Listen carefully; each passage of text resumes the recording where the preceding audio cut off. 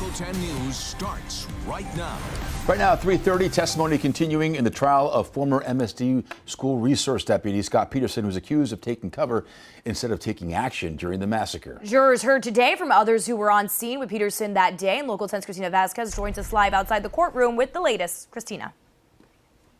And these were staff members who were on scene with Scott Peterson as the Parkland shooting was unfolding. You're about to hear why one told jurors it was very clear to him where the shots were coming from.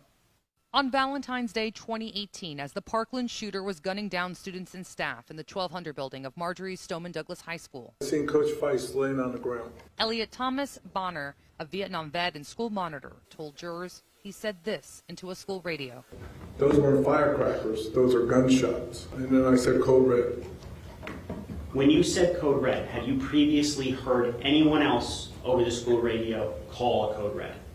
No. You were the first. Were you As far as I know. The defense for ex-Parkland deputy Scott Peterson, accused of failing to confront the shooter, has said it was the former school resource officer who called in a code red to keep campus staff and students safe, that he didn't know precisely where the shots were coming from, in part due to a pronounced echo in the area. Because all our buildings are close together. I knew the shots were coming from inside the 1200 building. Kelvin Greenleaf, a retired military service member, was also on scene that day. The campus security specialist heard a call about suspicious sounds coming from the 1200 building. That is the one driven by Medina with Mr. Peterson on the passenger side? Yes, sir. Here's popping sounds on this golf cart ride over. Then, as they are near the 1200 building, he hears it. A gunshot. How did you know it was a gunshot? I'm familiar with gunshots, but Deputy Peterson said shot fired. How did he appear to you when you saw him in that hallway?